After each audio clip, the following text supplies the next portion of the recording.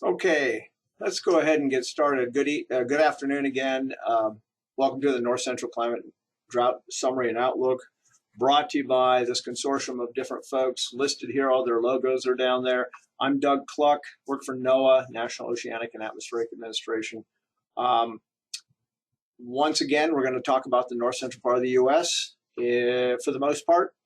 And our guest speaker today is Dr. Zachary Hoyleman, who's is assistant state climatologist in Montana, University of Montana.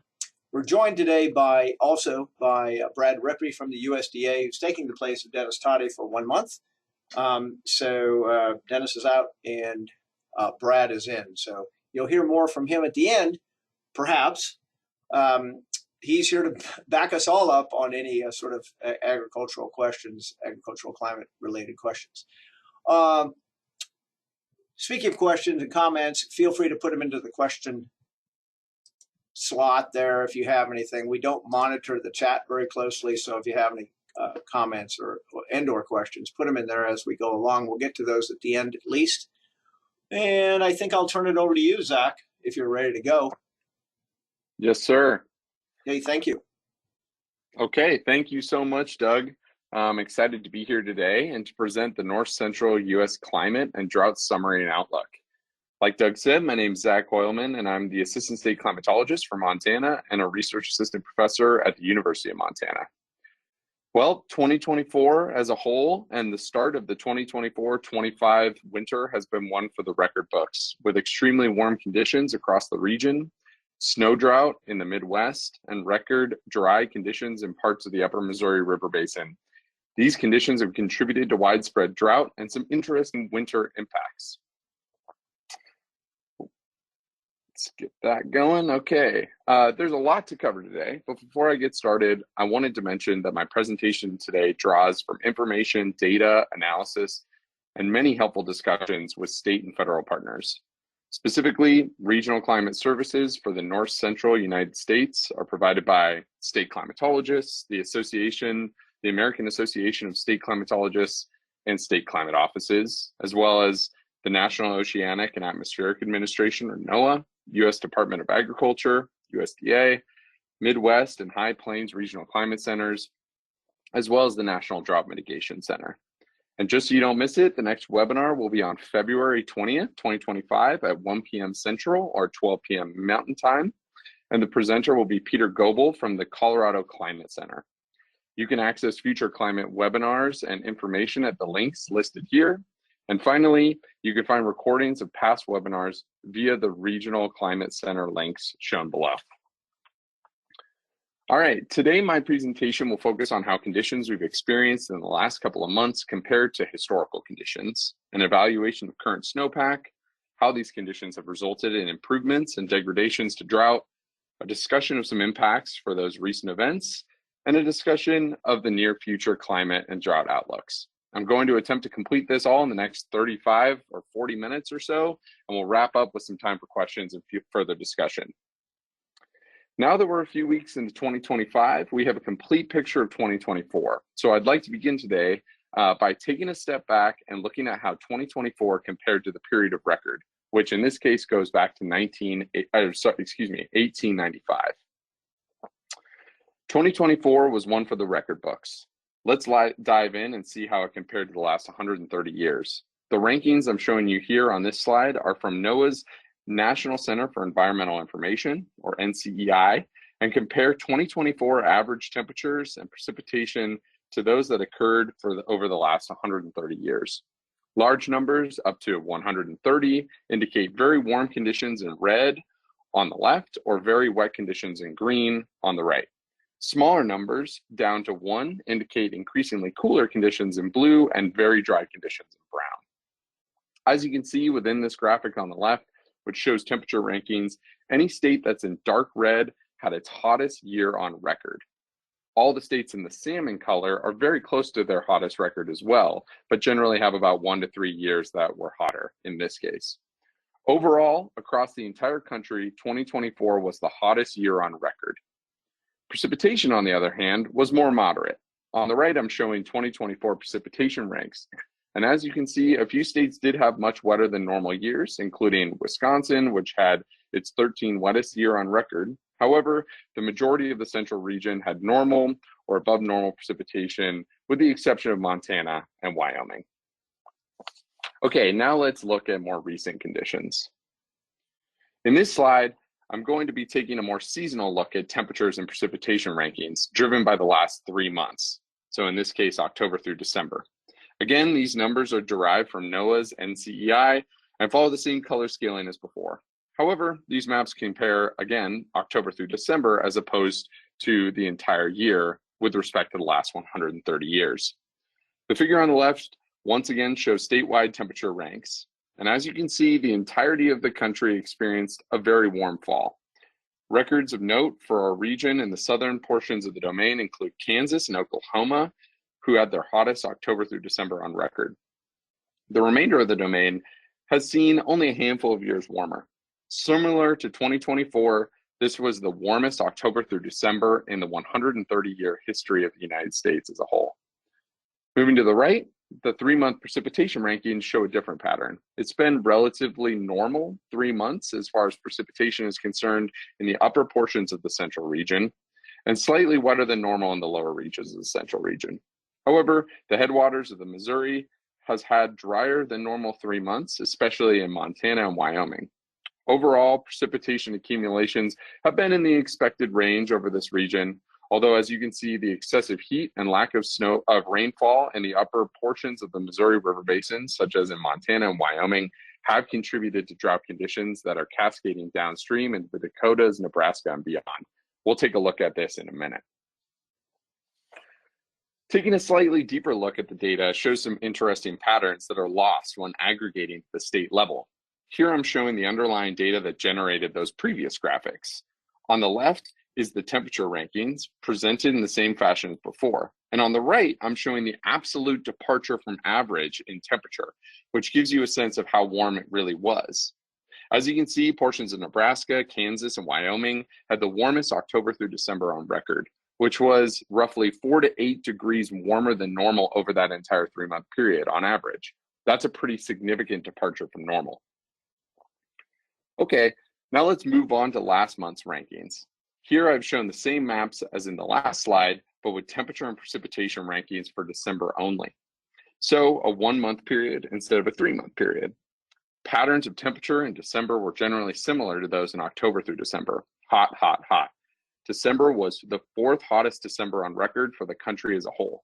And in general, there's a progression from hotter conditions in the west compared to the east.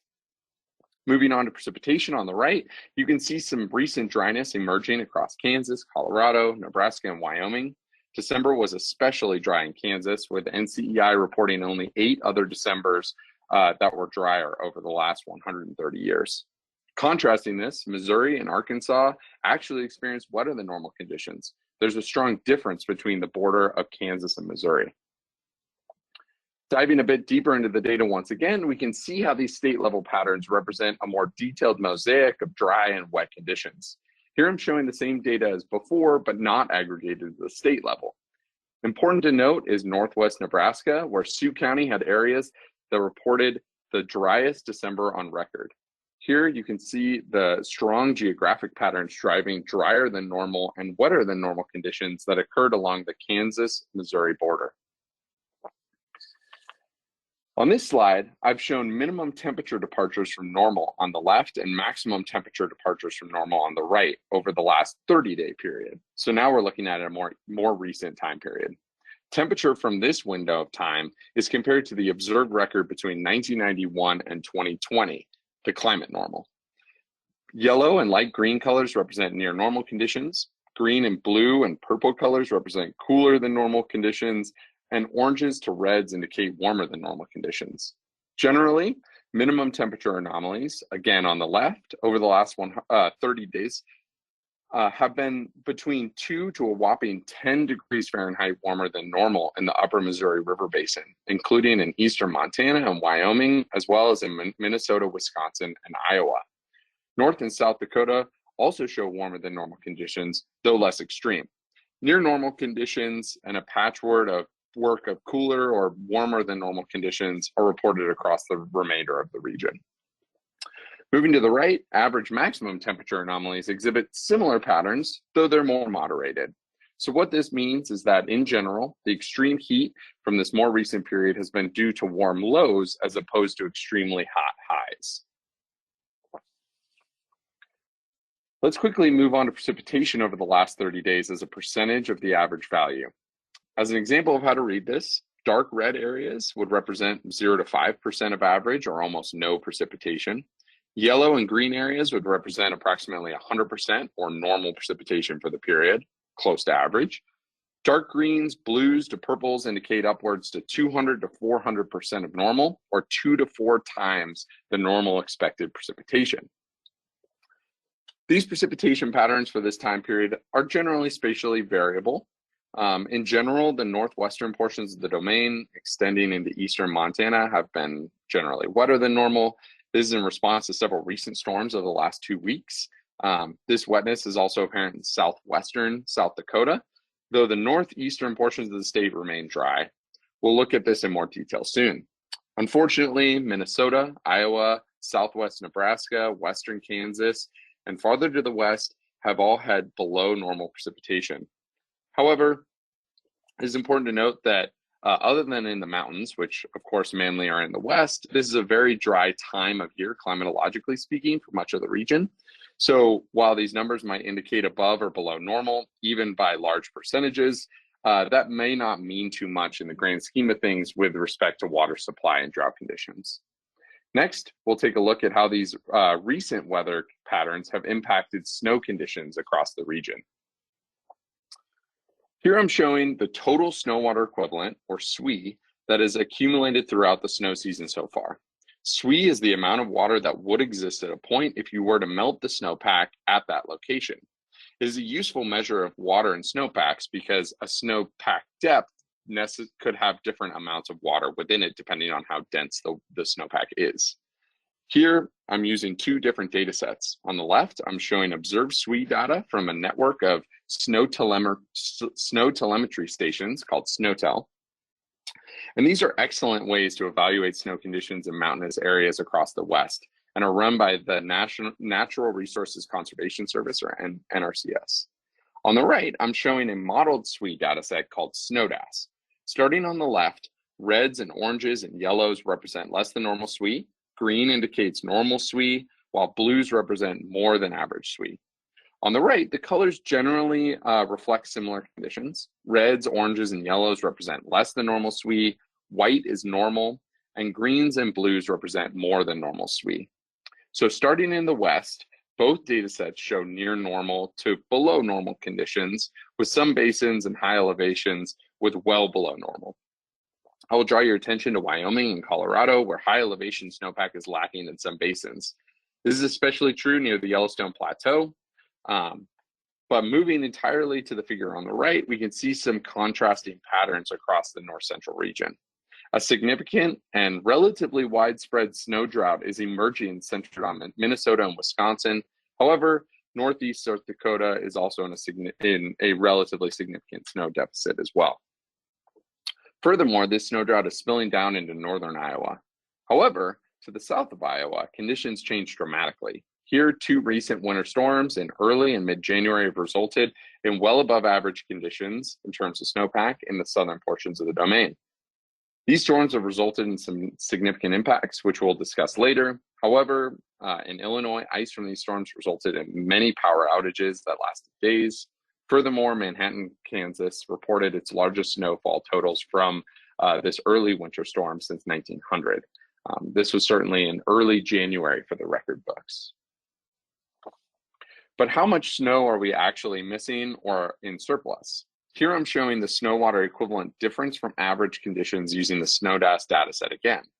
So here it's an absolute departure from what we would expect to see in a depth of water reported as inches. Blue-green colors represent more than average snow water, while brown indicates less than normal snow water. As you can see, Wisconsin, Minnesota, and the surrounding regions are missing about 1 to 2 inches of snow water. Contrasting that, there's a surplus of about the same amount, 1 to 2 inches of water from Kansas eastward. Looking forward to the west, we can see that the mountains of northwest Montana, Wyoming, and Colorado are also missing a substantial amount of snow water. However, it's very, very important to note that this is still very early in the snow accumulation period in many regions, and so things can easily change. Okay, now let's look at one more graphic that puts the current accumulation in the context of the whole accumulation season. Here, a seasonal sweet accumulation time series from the Army Corps of Engineers shows how conditions in the Platte and Missouri River basins are accumulating over the season so far. Red lines represent average conditions, while the shaded blue region represents this year. As you can see, this year's accumulation has been very close to average, according to this analysis in the Platte River Basin, but there's generally lacking the accumulations of snow in the Missouri River Basin. However, like I just said, we're about a third of the way or so through the accumulation season, depending on location, in many of our mountainous regions. So there's still plenty of time to make up this lost ground. I think we can all pray for snow. Pivoting now to a different component of the cryosphere, ice cover over the Great Lakes. Here I'm showing a few graphics. On the left is a map of current ice cover across the Great Lakes. Gray shading shows current coverage, while colors represent surface water temperature. So if you see color on this map, there is no ice present. On the bottom right, I'm showing a time series of percent ice cover over the Great Lakes as a whole. The red line is the average, while the light blue lines represent each individual years in the record, starting in 1973. The black line is this year.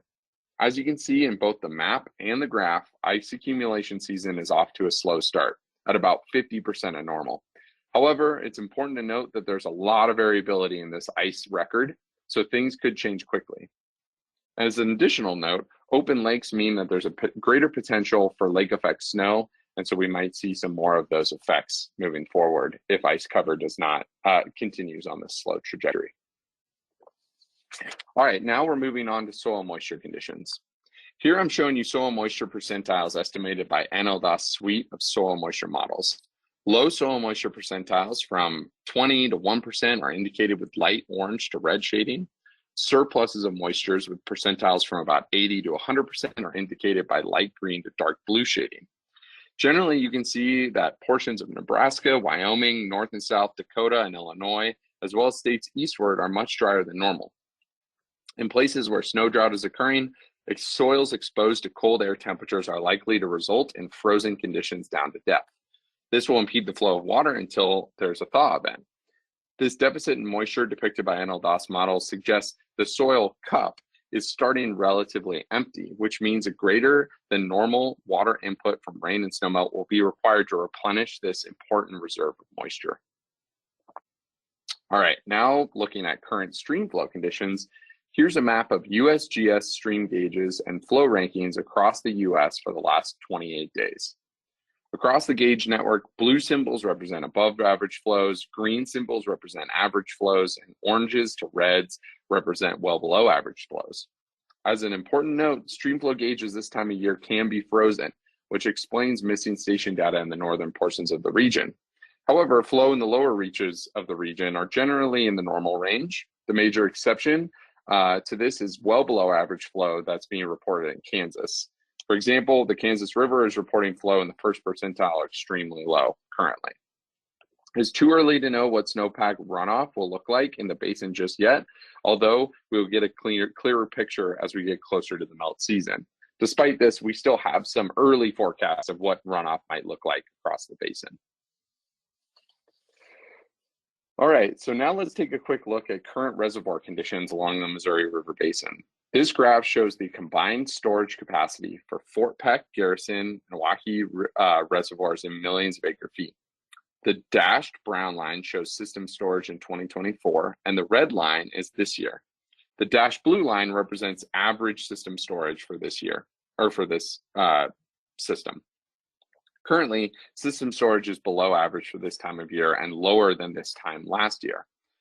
According to the Army Corps of Engineers, the January 1st runoff forecast for the Missouri River Basin above Sioux City, Iowa is roughly 20 million acre feet, which is roughly 79% of average, Although, like I said, it's still early in the snow accumulation season. And so as we've seen, the Army Corps of Engineers also suggests that snowpack is currently below average, especially in the upper Missouri River Basin.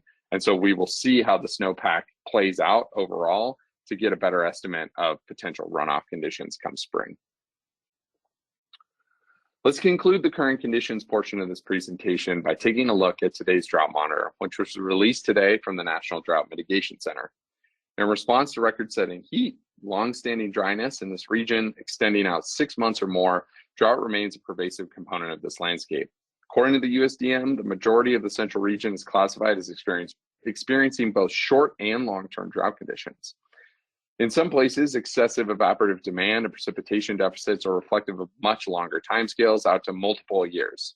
This is consistent with this long-term representation of drought in this region, which has appeared across the landscape across the central region since early to 2020, as you can see in the plot below. But what recent changes have we seen to the USDM? Here I'm showing you 10-week change maps of drought classes. Green colors represent improvements to the USGM drought classifications, while yellows and browns represent degradations. Despite long-term dryness, more recent moisture over the last 10 weeks has resulted in an improving drought picture across the region. However, as we've seen, an emerging snow drought could change this overall improving trend if lack of snow accumulation continues into the future. Now I'm going to transition quickly and highlight some of the impacts that have occurred over the last few weeks, starting with the snow drought in the upper Midwest. So the beginning of this winter in the upper Midwest has been punctuated by an emerging snow drought. This has caused some considerable impacts to local residents, and in particular, there have been a series of recreational impacts that I'd like to highlight. One major impact to this region has been the postponement or cancellation of dog sled races that typically take place for this time of year. For example, the Klondike Dog Derby was canceled for the second consecutive year due to lack of snow. And this is a 40-mile-long sled dog race on Lake Minnetonka. Similarly, the Bear Grease sled dog race was postponed until March because of this lack of snow as well. And this one occurs on the north shore of Lake Superior. Finally, the Gunflint Mail Run, a 65-mile race originally scheduled for January 11th, was also postponed, likely until February. This race occurs in the far northeast portions of Minnesota. However, an unexpected positive impact of snow drought in this region has been that ice fishing has been good in Minnesota. This is because the lack of snow has created prime ice conditions on lakes to set up tip-ups. And while snow drought is emerging in the upper Midwest, these dry conditions are not occurring necessarily across the entire region. Switching now to a significant winter storm across the southern portion of the region and contrasting this snow drought. Here, a major winter storm on January 5th through the 6th brought heavy snow of around 4 to over 15 inches and significant ice of maybe 1/4 to 3/4 of an inch to southern Illinois, southwest Indiana, southeastern Missouri, and northwestern Kansas. This storm caused widespread power outages due to snow, ice, and strong winds. And as a result, over 100,000 people lost power during the night of January 5th and into the morning of January 6th. This is a significant event which set records in some states. Like I mentioned before, this storm on January 5th was the biggest winter storm in terms of snow totals for Manhattan, Kansas since 1900. That's an impressive amount of snow for this area over one storm. All right, now I'm going to transition to the outlook portion of the talk and discuss what conditions are expected to occur over the next several weeks to several months. Here I've shown the National Weather Service 7-day quantitative precipitation forecast for the United States. Colors here represent the depth of expected precipitation in inches totaled over the 7-day period. The expected values in our region range from about 1/10 of an inch in green to upwards of 1 inch in blue. Unfortunately, the short-term precipitation forecast does not favor significant moisture for the upper Midwest, which needs to chip away at the snow drought. However, portions of Montana, Wyoming, and Colorado are expected to receive up to about 1/2 inch of water over the next 7 days, which could help some of the high elevation snow deficits in the region. Okay, now let's move on to some outlooks. Quickly, I wanted to take a look at near-term temperature outlooks. Here's the Climate Prediction Center, or CPC's 6 to 10 day outlook for temperature. As you can see, there's high confidence that a cold air event will occur across the southeastern portions of the US, but please check with your local National Weather Service office for more details on this event. Moving on, here's the CPC's 8 to 14 day outlooks for temperature on the left and precipitation on the right. Temperatures are leaning near normal for the upper Midwest and below normal for the remainder of the region, as indicated by the blue shading on the figure on the left. However, it should be noted that large portions of this outlook's probabilities in our domain are relatively low, and therefore confidence that below average temperatures will occur is limited, for example, in Nebraska and Missouri. Moving now on to the figure to the right, light green shading indicates the majority of western and southern portions of the region are leaning towards above normal precipitation. However, like before, the probability that above normal precipitation will occur is relatively low. Unfortunately, the upper Midwest is either in an equal chances type situation or leaning drier than normal, although again, confidence is relatively low. Okay, moving on to the 1 month outlook, which is now focused on the month of February. On the left, I'm showing temperature outlook, and on the right, the precipitation. These figures follow the same color scaling as the previous maps. Starting with the left, the majority of the upper Midwest and North Dakota are leaning cooler than normal. As we move farther to the south, we see that there's generally equal chances of above or below normal conditions. Moving to precipitation on the right, and hopefully some good news, the majority of the region is either equal chances or leaning wetter than normal, especially in the upper Midwest. However, the outlook is leaning towards below normal precipitation across portions of Colorado. Again, most of these probabilities are relatively low, so it's important to note the confidence is limited. Going out a bit further to the 3 month outlook now, this is focused on February, March, and April. Again, these graphics follow the same color scaling as before. As you can see in the figure on the left, the majority of the central region has equal chances of above or below normal temperatures, with a slight favoring for below normal temperatures in the north and northwest. Similarly, there's generally equal chances of above or below normal precipitation, although the outlook is leaning drier in the south and wetter in the east with generally limited confidence once again. However, there's greater confidence of wetter than normal conditions over Illinois.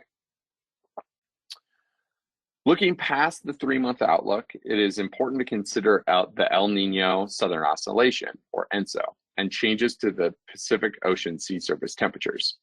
These important conditions can impact regional circulation patterns and in turn air temperatures and precipitation patterns across the country. I've shown the January ENSO forecast within the left-hand figure. Blue bars on the left-hand side of the graph indicate that a weak La Niña is officially here. As you can see, the La Niña conditions are expected to continue until late winter. However, gray bars indicate an increasing likelihood of neutral conditions dominating going into the spring, but we won't know for sure until later in the season. So what drives this ENSO phase? Well, on the right, I'm showing current sea surface anomalies, sea surface temperature anomalies off the equatorial Pacific, which play a strong role in determining this ENSO phase. So as you can see, temperatures are below normal along the equatorial line, which is indicative of these La Niña conditions. Finally, let's discuss seasonal drought outlook. Browns indicate an expectation of persistent or worsening drought conditions, while greens represent an expectation of improving drought conditions. As you can see, the drought outlook suggests a split of conditions. Drought is expected to remain across the western half of the upper Midwest and into the Dakotas, Nebraska, Wyoming, and eastern Montana. However, drought is expected to improve in the east. I believe that this will depend strongly on how the current snow drought improves or worsens in the Midwest. And be sure to come back next month to see how these conditions may have changed. All right, so thank you so much for listening to my presentation so far. And now I'd just like to quickly summarize the talk. We've had record-setting warmth across the country, with 2024 being the warmest on record for the United States as a whole. Similarly, we had record-setting warmest October through December on record. However, we have started 2025 on a generally cooler foot. Precipitation dynamics have been relatively variable. We've seen some wetness in the southern portions of the central region with some record-setting dryness in places like northwest Nebraska. Snow drought is emerging in the upper Midwest. Meanwhile, a record winter storm occurred in Kansas and farther eastward in early January, showing this kind of dipole of conditions. Stream flow across the region is generally okay, but lots of missing gauges due to cold temperatures and freezing conditions. So we are seeing low flow in Kansas and Missouri as well. Trends in recent drought assessments show a general improvement over the last 10 weeks, but again, the emerging snow drought in the upper Midwest may buck this trend. Drought outlooks show drought likely to remain and in some places improve. Short-term outlooks are leaning wet and cool for the majority of the domain, but generally leaning dry in Wisconsin, Minnesota, and Iowa. Long-term outlooks suggest cooler and wetter conditions at 1 month and generally equal temperature and precipitation chances at 3 months. La Niña is finally here and is expected to stay through the winter. We don't really know what's going to happen going into the spring just quite yet. And despite recent improvements, a mix of degradation and improvements are expected for the drought forecast. And now I'd like to say thank you very much and hand the presentation back to Doug to begin the question and answer portion of this discussion. Thanks again. All right. Hey, thanks, Zach. Very concise. And there really was just a few major things to talk about. Could you go back to the 6 to 10 day real quick? Because I think, yes, there we go. So we're probably all hearing, and this is really more on the weather scale rather than the climate scale, but we're all hearing that there's going to be another Arctic push of cold air coming down. And this is sort of a little later than the weekend or early next week. It's well, the 21st through the 25th. Just wanted to let you know, yes, that's going to happen, and places to our south. And by this time, 6 to 10 days, it'll be moderating in most of the north central part of the country, but not necessarily in the south and the east, just in case you're keeping track of that stuff. Also, when you go to could you go to the ENSO page you had with all the graphs? There you go. Oh, actually, back up one slide. Yeah, so one thing that Zach didn't say, and he could have, was that this reflects, this pattern here really does reflect a La Niña signature. This is what we expect during a La Niña. We expect cooler than normal conditions in the north and a little bit wetter in the north and in the Ohio Basin up in the Great Lakes, and pretty much warmer and drier to the south.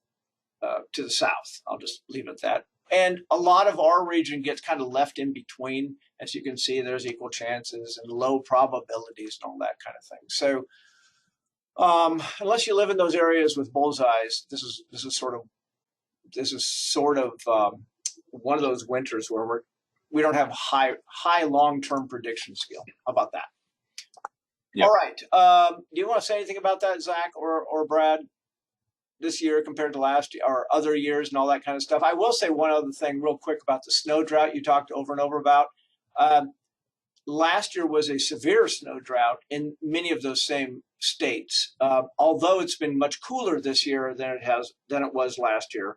So basically a different mechanism, if you will, for keeping it snowless to my north. I'm in Kansas City, but also similar repercussions in terms of outdoor recreation and such. Okay, anything you want to add on the outlook, or either Brad or Zach?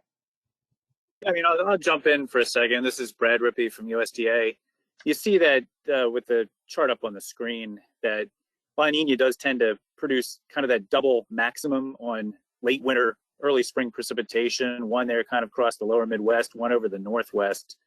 And some of those areas in between that we're concerned about with the lack of snow so far and the fact they might kind of fall between storm tracks for the rest of the winter. Maybe a little hope in the upper Mississippi Valley as the storm track shifts northward in the spring that we could get some some good late winter snow events there to help with the situation, but more concern as you head to the west, kind of in between those two green areas. Yeah. And yeah, I mean, the only thing I'd add is, from a Montana perspective, I'm in Western Montana and Missoula, so not necessarily part of the central region. But for us, what really drives a lot of this is just where the edge of the jet stream is, and that can dip below us or above us and shift us from southwest to, northwest flows in an instant. And so for us, it's quite a stochastic kind of event.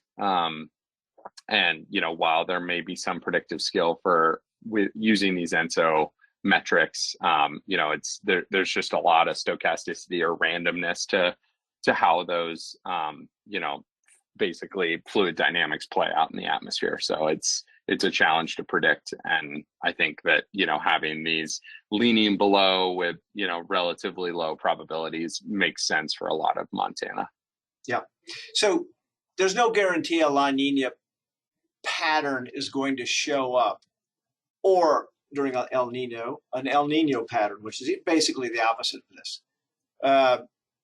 We have number of years that don't fit the pattern well. In fact, most years don't fit the pattern well. When they do, we're very happy because hey, look at this. Our forecast is so great. More often than not, it partially fits. So there's almost never a perfect fit. So anyway, that's why these probabilities are relatively low. When you look at it really close, there's three categories. There's the 1/3 green, 1/3 near normal, and 1/3 below normal. Okay, that's how we break it up into three different. It's called terciles. We break it up into three categories. And so when we say equal chances, we really mean there's a 1/3 chance still of being above, but yet there's 1/3 chance of being below and 1/3 chance of being around normal, whatever that is. Okay, let's go to, this is going to be speaking of hypotheticals, this is going out on a limb a little bit for what we usually cover, but if either one of you guys wants to tackle this, feel free. Otherwise, I'll say something. Is there any evidence of oceanic conveyor disruption and possible trend towards another little ice age or a younger dryas situation long term?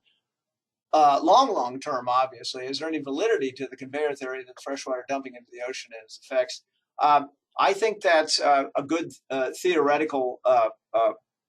I think there's a lot of theory behind that, and there are a number of indications that may happen with more frequency or strength in terms of the fresh water coming out of Greenland and other places as they melt, as the climate warms and all that business. I do believe, I could be totally mistaken on this, but I do believe that if humans didn't exist on the Earth, we would be headed towards another little ice age based on again some other trends and things like that. So Brad or Zach, do you want to say any more about that? Feel free. Brad, go for it. Yeah, that's kind of outside my box. It's really outside mine too. I mean, I read a few papers here and there, but we don't do that stuff here. I've heard of it. I understand it to some degree, but I'm not an oceanic guy. So. Yeah, I mean, I'd say that, the only thing I'd add is that I think that, like you said, if humans weren't on Earth, then there's evidence in the paleo record, right, going back thousands of years or tens of thousands of years, that a cycle that would emerge back into a little ice age might be likely. So yeah, I think that it's reasonable. Yeah. Okay. Concerns about upcoming frost depths. We didn't talk a lot about frost depths, and we today. We did yesterday when we had all the state climatologists on a call together. There are some concerns across places in the north where they should have snow on the ground, and that snow actually is a blanket. Believe it or not, ice is a blanket, or snow is a blanket to the ground underneath it, actually keeping it warmer than it would be and exposed now, as it is exposed now. So when the cold Arctic air this weekend comes down and we don't have a lot of snow with it, it's that soil layer is exposed to very cold temperatures, and there tends to be deeper frost depths and thus structural issues, homes and pipes and all that kind of stuff. Anything you want to say about that, either one of you?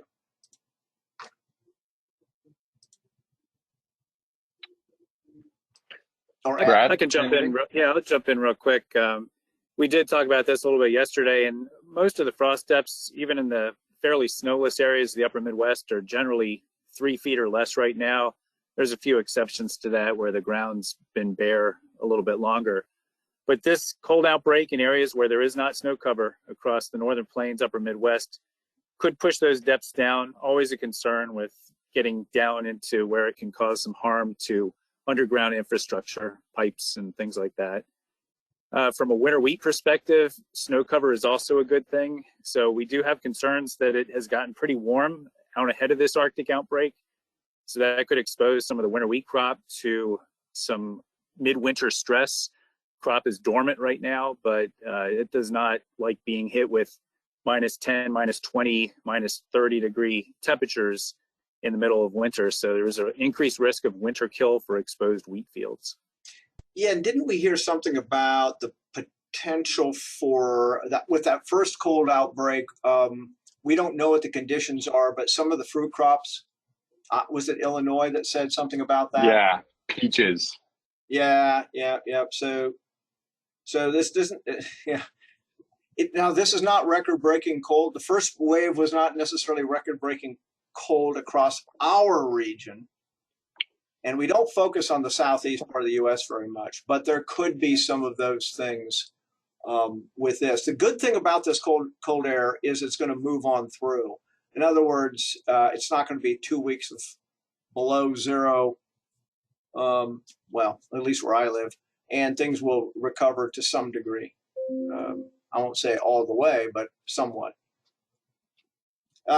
Zach, someone's pointing, our colleague up in Glasgow is pointing out that he's pays attention to the Arctic Oscillation, which is one of our indicators besides ENSO, or besides El Niño, La Niña.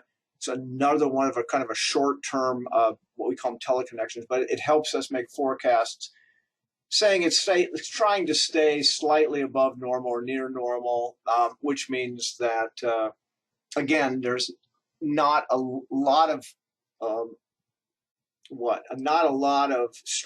strength is not the right word, but longevity to these cold air outbreaks, at least yet.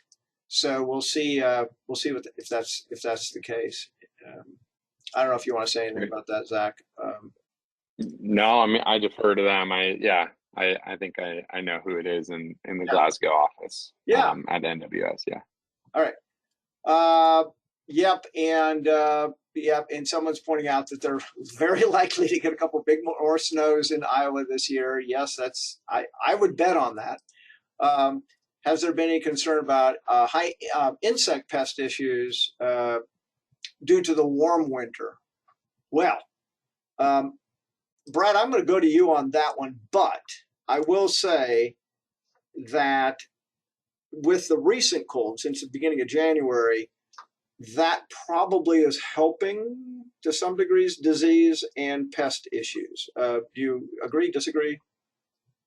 Yeah, I agree. So a lot of the pest issues are related to larvae in the soil. So this is one case where you might actually benefit from snow-free conditions and getting some of that penetration of cold into the soils to help kill pest control for summer. So that is one of the benefits that might come from this January cold, and especially the upcoming wave in snow-free areas.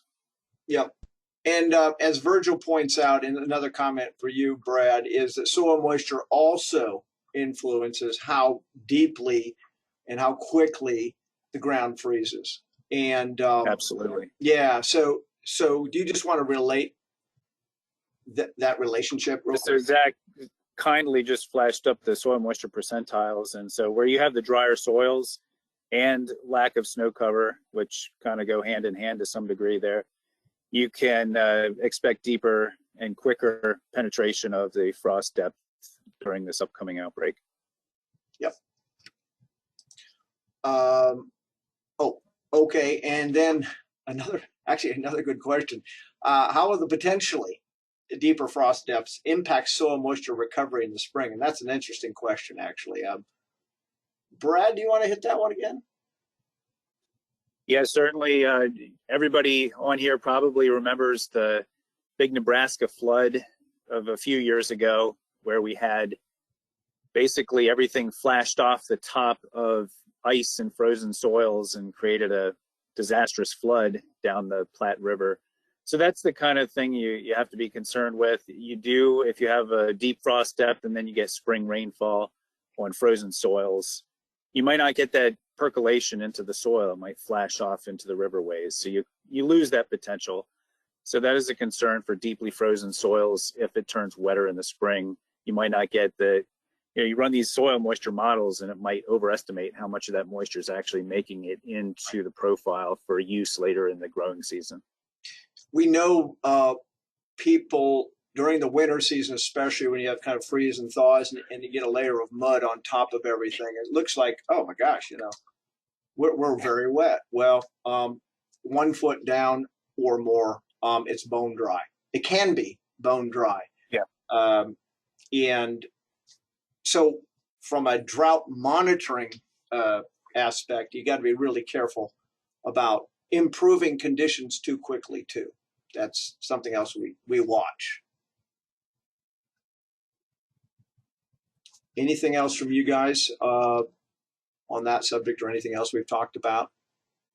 Trying to remember if there's anything else really important that was discussed in the last few days. I guess next month we'll have a report out of our state climate office out of, not our, but the state climate office out of Colorado will be giving us this rundown as well. So I guess we can finish a little early for once, and thank Zach very much for his presentation, very complete and covered a lot of bases really quickly.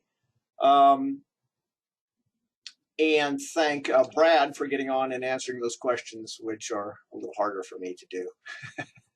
So thank you very much, Brad and Zach, for that. And we'll see you next month, where we listen to Peter Goebel from the Colorado State Climate Office about the same stuff. Take care, everyone. Great.